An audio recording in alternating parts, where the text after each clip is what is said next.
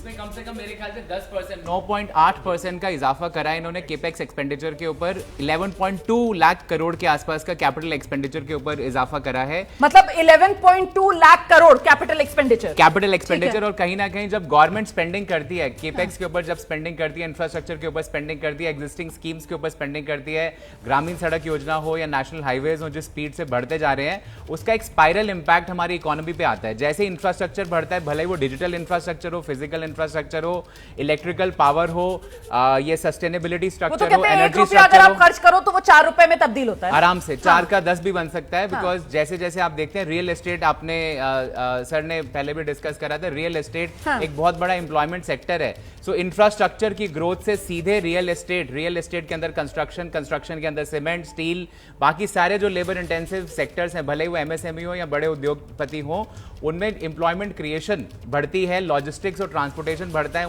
ये जो मैन्युफैक्चरिंग होती है उसको अलग अलग जगह ले जाने में वो ग्रोथ आती है। अमन जी 10 on 10 वाला बजट है। अच्छा, कैपिटल एक्सपेंडिचर एक बहुत इंपॉर्टेंट कंसिडरेशन था। कल भी निर्मला सीतारमण जी ने कहा कि हमें अगर 8% ग्रोथ चाहिए तो 8% ग्रोथ कहाँ से आएगी? 6.5% ग्रोथ के साथ 8 और कैपेक्स एक्सपेंडिचर ना बढ़ा के ग्रोथ नहीं आ सकती। बढ़ाया ना, बढ़ाया है। 11.9 उन्होंने कहा 9 लास्ट ईयर का है वो। This is last year figure from what was expected. No, last year was 11.11 lakh crore. 11.2 उसमें से खर्च किया है उन्होंने, वो दिया है। आंकड़ा कितना इस बार खर्च कर रहे हैं, एक्सपैंड कर रहे हैं, वो नहीं दिया है। मार्केट्स उसकी तरफ देखती हैं, इंफ्रास्ट्रक्चर हो, एयरलाइंस हो, ऑटोमोबाइल हो, सब देखना चाहते हैं, चाहे ईवीज हो, सब देखना चाहते हैं कि आप कैपेक्स कितना कर रहे हैं। जरूर आपने एक मध्यम वर्ग को, लोअर मिडिल क्लास को डायरेक्ट बेनिफिट दिया है अगर वो न्यू टैक्स रिजीम में जाते हैं। मैं दोबारा बोल रहा हूं, ये नहीं भूलना चाहिए, अभी भी काफी लोग हैं जो सेविंग्स की तरफ विश्वास रखते हैं, ओल्ड जनरेशन थॉट पे हैं, लेकिन सर नए जनरेशन थॉट पे हैं। आपकी बात को पूरा सम्मान देते हुए कि अब ओल्ड टैक्स रिजीम में तो कोई फायदा नहीं है ना। अगर आप सेविंग कर भी रहे हैं तो भी वहां पर कैलकुलेशन जानते हैं, केडिया सर से कैलकुलेशन जानते हैं, क्योंकि केडिया सर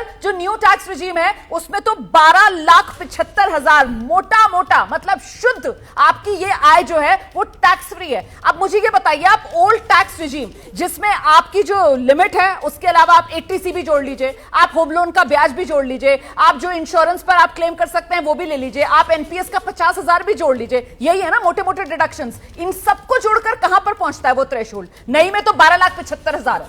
ये ओल्ड स्कीम में अगर हम बेनिफिट लेना चाहें, सारे बेनिफिट अगर लेते हैं तो मैक्सिमम इनकम हमारी 9 लाख तक जाती है।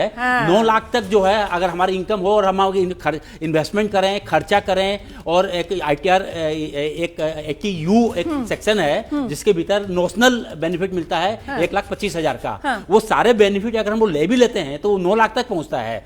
तो 9 लाख तक पहुंचता तो हमें कोई भी टैक्स देने की जरूरत नहीं है। तो यहाँ तो उन्होंने उसको बढ़ा करके 12,75,000 कर दिया गया है। सही बात है, तो कंपैरिजन ही नहीं, इसको तो नेचुरल डेथ कहें कि ओल्ड स्कीम को तो बेसिकली नेचुरल डेथ हो गई है, अपनी मौत मर जाएगी हो गई है। अपनी मौत मर जाएगी ओल्ड स्कीम। न्यू स्कीम की तरफ ही सब जो जनता है वो शिफ्ट हो जाएगी, क्योंकि फायदा इस वक्त इसी न्यू स्कीम में मिल रहा है। यामिनी जी, बजट कितने नंबर? 10 में से 10, 10 में से 7? क्यों कहां कमी लग रही है? बहुत सारी चीजें हैं जो बजट ने कवर नहीं की हैं। खास तौर पे अगर आप देखें कि ओवरऑल जो डेवलपमेंट है उसको कोशिश की गई है कि डिस्ट्रिक्ट लेवल तक पहुंचे, ग्रास रूट इकोनॉमिक्स का ध्यान दे। ये भी कोशिश की है कि वीर सावरकर को डेडिकेशन दी जाए, अंडमान निकोबार आइलैंड्स को जो है बढ़ावा दे करके फिशरीज़ में।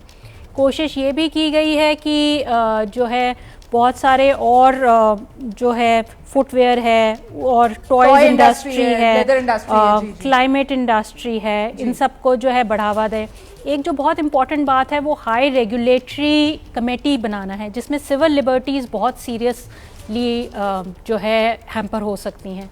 तो वो एक बहुत इंपॉर्टेंट फैक्टर है। ठीक है, मैं एक चीज समझना चाह रही थी, महेश्वरी जी पहले आप बता दीजिए, सभी से ले लूंगी। यहाँ पे क्या कुछ शिफ्ट नजर आ रहा है? मतलब अभी तक क्योंकि कैपिटल एक्सपेंडिचर को लेकर हम लोग चर्चा कर रहे थे, उसकी बजाय अभी तक कैपिटल एक्सपेंडिचर सरकार का एक नजरिया रहा है, लेकिन इस बार सरकार का नजरिया ये कि सीधे मिडिल क्लास के जेब में ही पैसा पहुंचा दो और फिर देखो अर्थव्यवस्था का चक्का कैसे घूमेगा। सर बिल्कुल ठीक है। उन्होंने मैंने जैसे कहा एक पॉलिसी डिसीजन लिया है कि शायद हम मिडिल इनकम को, मिडिल क्लास को अपने मेन अर्थव्यवस्था के साथ जो अपने आप को नेग्लेक्टेड या उपेक्षित फील कर रहे थे उसको कैसे जोड़ा जाए, और मुझे लगता है एक पॉलिसी स्टेटमेंट है। पर हम जब बजट की बात करते हैं तो खाली फिस्कल पॉलिसी एक छोटा सा हिस्सा है ओवरऑल बजट का, लेकिन सर उस पे सबसे ज्यादा नजर रहती है ना। और ये मैं सवाल सर हमने बल्ले बल्ले कर दिया, क्वेश्चन उसके आगे भी बात करनी है। लेकिन ये कहा जा रहा था ना सर, इसी पर थोड़ी सी और बात कर लेते हैं। कहा जा रहा था, मुझे लगता है दिबांग भी इसमें आएंगे, कि सिर्फ वो रिसोर्सेज वाला जो हिस्सा है, एक रिसोर्सेज वर्सेस इंसेंटिव्स वाली एक बहस चल रही थी, और उसमें कहा जा रहा था कि साहब आपको इंसेंटिव देना ही पड़ेगा,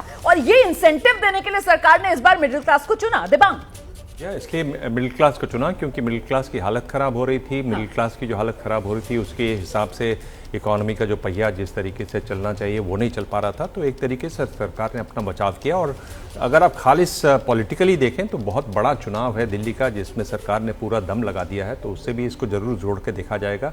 बिहार में भी चुनाव है, उसमें भी हम देखिए लगातार, आप बता रहे थे शुरू में कि उन्होंने मधुबनी साड़ी, पेंटिंग वाली साड़ी पहनी हुई है, दुलारी देवी का भी जिक्र हुआ। तो जिस तरीके से बिहार पर छूट गई, चाहे मखाना बोर्ड की बात है, वो चाहे national institute of food technology की बात हो, चाहे नए एयरपोर्ट्स की बनाने की बात हो, चाहे आईआईटी में जो हॉस्टल है उसमें लोगों की संख्या बढ़ाने की बात हो, मेडिकल की तो लगातार ये कोशिश है बिहार की, लगातार गूंज रही। बिहार के कई सांसद रहे जो बार बार ताली बजाकर उसका स्वागत करते रहे। तो एक तरीके से पॉलिटिकल बजट भी रहा, पर ये एक जरूर है जो चिंता हमने देखा हर जगह कि किस तरीके से मिडिल क्लास सुस्त है, उस तरह से डिमांड बाजार में नहीं है, उसको बढ़ाने की एक बहुत बड़ी ये कोशिश के तौर पे इसको देखा जाए। बिल्कुल, खपत बढ़ाने के लिए ना, क्योंकि एक तरफ महंगाई थी कुणाल और दूसरी तरफ खपत बढ़ ही नहीं पा रही थी बाजार में। क्या करे, मिडिल क्लास मजबूर था, खर्च कर ही नहीं पा रहा था, और वो जो दूसरी तिमाही इस वित्त वर्ष की उसके आंकड़े सामने निकल कर आए, उसने तो कहीं ना कहीं सबके मन में कुछ सवाल पैदा किए। आप बिल्कुल ठीक बोल रहे हैं, क्योंकि अर्बन कंजम्पशन कहीं ना कहीं स्ट्रेस दिखा रहा था। अर्बन कंजम्पशन बढ़ाने की बहुत सख्त जरूरत थी। प्लस ऑल्सो आपको ये समझना पड़ेगा, जो हमारा जो मध्य वर्गीय क्लास है, जो मिडिल क्लास है हमारे देश का, वो कहीं ना कहीं नॉलेज वर्कर कैटेगरी में आता है। और अगर हम देखें पिछले कई समय से, काफी साल 2 साल से ये चर्चा चल रही है कि इंडिया का मिडिल क्लास आज की डेट में इंडिया के बाहर एवेन्यूज ढूंढ रहा है, वो बाहर जाना चाहता है बिकॉज कंट्री उसको अच्छे से ट्रीट नहीं कर रही है। आपको रोकूं।